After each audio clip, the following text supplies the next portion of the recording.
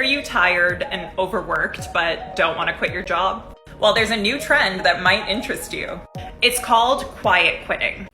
Really, truly, from watching enough Rachel Gilmour videos and reading enough of her articles, I've just discovered that you don't even have to be good in this world. You don't have to try too hard. You can just kind of do whatever and you'll eventually skate by as long as you work for a bloated legacy media corporation. I will never stop doing videos on Rachel Gilmour TikTok videos because it's my favorite thing in the world now. I love the idea that someone can just put out 50-second content and that's their workday for global news. It amazes me that this is the sort of lifestyle people can have. It's like watching people who clearly have too much money for their own good, who just walk around going to parties, going to the same beach vacation they were on last week every single week, but it's in the form of, legacy media news coverage. It is astounding. I kind of just love it because I'm just watching someone who's obviously like a legacy media office pet. They don't really produce anything of substance. They're just there to kind of give the organization a little bit of a youthful glow or whatever, and then occasionally rip on Pierre Poilievre in an incredibly embarrassing way. But whatever, I love it, and that's why I want to cover another TikTok video today. So without further ado, here is another award-winning, Oscar-winning Rachel Gilmour TikTok video saying that anti-hate experts think that Pierre Poilievre and other politicians should know about every single person within 2 square miles of them and condemn every single one of them that the legacy media does not like. Anti-hate researchers say politicians should do a better job screening the events they attend. Here's why. Oh goody, Rachel Gilmour is citing our friends over at the Anti-Hate Network, whose expertise on being against hatred don't go past the fact that they were able to name themselves the Anti-Hate Network. I know that the Anti-Hate Network actually calls out people who are legitimately racist or extreme, but that's not exactly a public service. Everyone knew that certain people like Paul Frum were already racist, but what they do, which is actually hateful, is that they try and tie those racist people to people who are not racist, like Pierre Poilievre. If you are even within the same block as Paul Frum, they will make it seem as if you support him, he supports you, or you guys go out and play billiards on the weekend together. It's ridiculous. And they also do stuff like during the Freedom Convoy, pretending as if people in Ottawa were going around handing out a anti-Semitic flyer that they had no evidence was being handed out, and the only photo they had of was from Florida. These people are not credible, yet Rachel Gilmour is just using the fact that they're called the Anti-Hate Network to, push her agenda that somehow all conservatives might be secretly connected to racist people.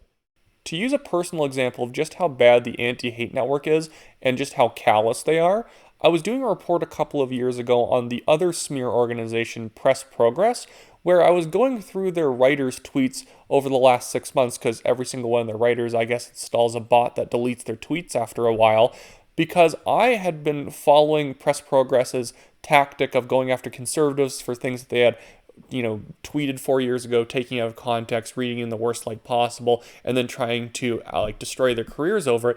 And I was going to apply the exact same standards to Press Progress, and I was shocked about how much crazy garbage the Press Progress people would put out. They were endorsing violence, taking joy in people getting punched and whatnot. They would say, oh, who cares about Remembrance Day? We should remember the Bolsheviks who bravely revolted against the Russian government in 1918. Just absolute crazy garbage. And then when I brought up the fact that Press Progress employs crazy, hateful communists to the Anti-Hate Network, they blocked me on Twitter because that's not the type of hate they care about. They only care about hatred from, the right, and not even really the right. They care about hatred from non-politically aligned racist people that they can unfairly attach to someone on the right.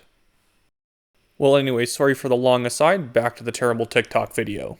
On June 30th, multiple politicians joined a march against COVID-19 mandates.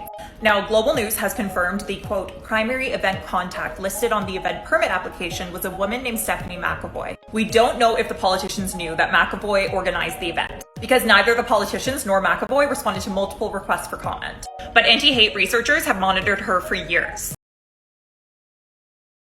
This point doesn't even make sense. I heard that the lady's event going on in Ottawa at the same time, didn't even actually end up going forward. Like, maybe she provided the sound system over at the War Memorial, but this wasn't her event that the Conservative politicians and Pierre Poilievre were attending. They just saw James Topp walking through town in Ottawa and then marched with him and talked with him a bit. That didn't need anyone to schedule it, and them pretending like that this lady had somehow made all this come together is silly. They're not attending her event, they're just seeing James Topp, who would have walked through town regardless of what happened.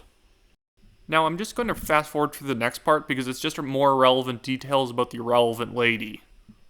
And Global News obtained screenshots of her social media. In one, she says she is pro-Proud Boy, which is a designated terrorist group. And in 2018, she spoke at an event attended by a self-described white nationalist who has a swastika tattooed on his chest. Now, this isn't the first time political vetting has gotten a politician in trouble. Trudeau came under fire in 2018 when a convicted failed assassin was invited to a reception that Trudeau also attended. So researchers want politicians to do better. You can read lots more at globalnews.ca.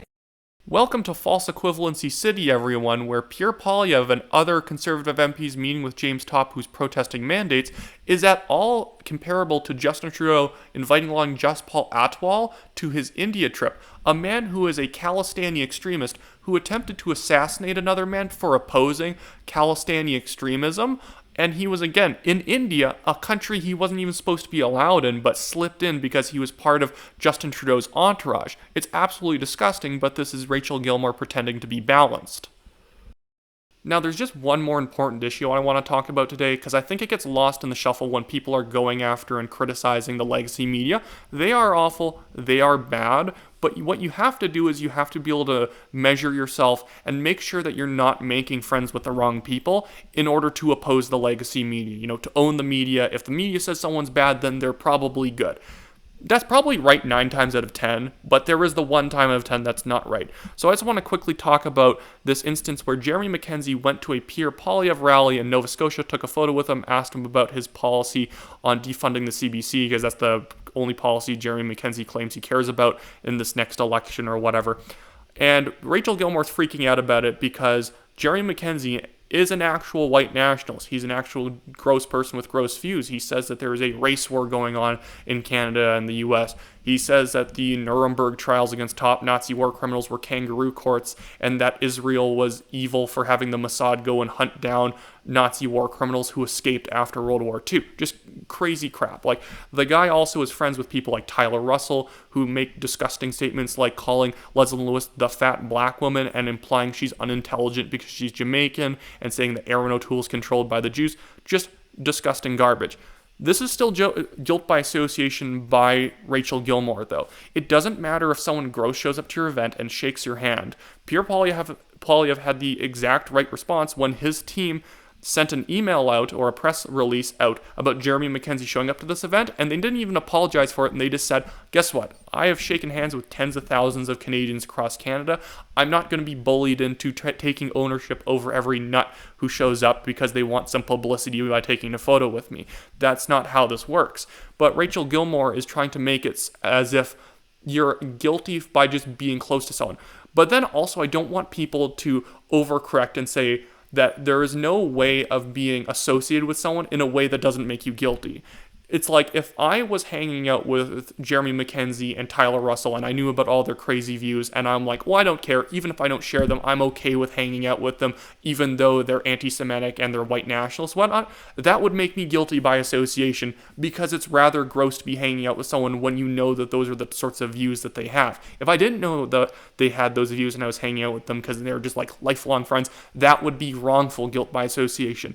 It is not wrong, though, to point out when someone actually has bad views and when they have bad associations that they're very aware of the implications of. That's not how that works. And that's just the point I want to make today, because I feel like people end up getting entrapped by the legacy media when the legacy media basically dares them to partner up with someone like Jeremey MacKenzie and defend them. Jeremey MacKenzie is kind of like the flip side of the racist Black Lives Matter activists. He's just sort of the alter ego of them, and that's exactly why, to a certain extent, I think the legacy media and people like him absolutely deserve each other.